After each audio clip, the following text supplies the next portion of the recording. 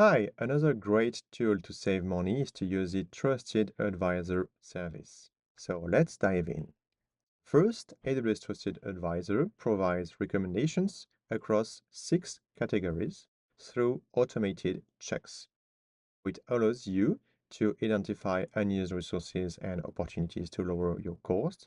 So this is for the cost optimization category. This is what interests us right now, but it can also improve the speed and responsiveness of your applications. So this is for performance category.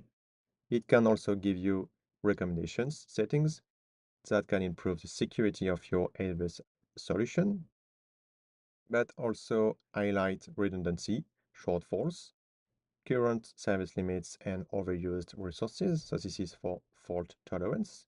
You can also get notified when your account approaches or exceeds your service limits. And finally, you can get recommendations to help you operate your AWS environment effectively at scale. And this is for operational excellence category. Take care here because all AWS Accounts plans get access to these 56 AWS Trusted Advisor checks. Those are only the core checks, and it will only include part of security and service limits checks. So if you want the cost optimization check, you must have at least the business support plan or also the enterprise, because business support and above unlock all the checks, so including around 500 trusted advisor checks. You can retrieve here the list of all cost optimization checks. So you can see this is a lot. You won't find here anything related to right sizing because right sizing is only for Compute Optimizer or Cost Optimization Hub.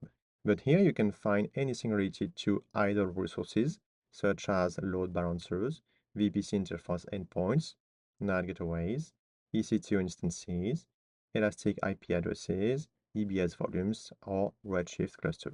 And you can find a lot of different other options here.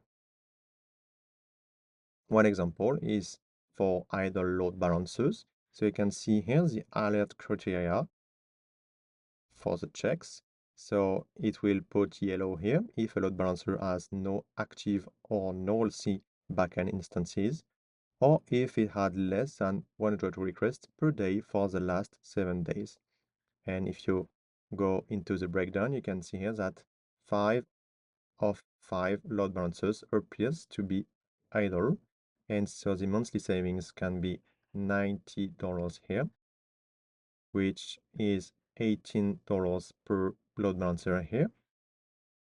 Each time you have the region, the load balancer name, and the reason that it say it is idle here.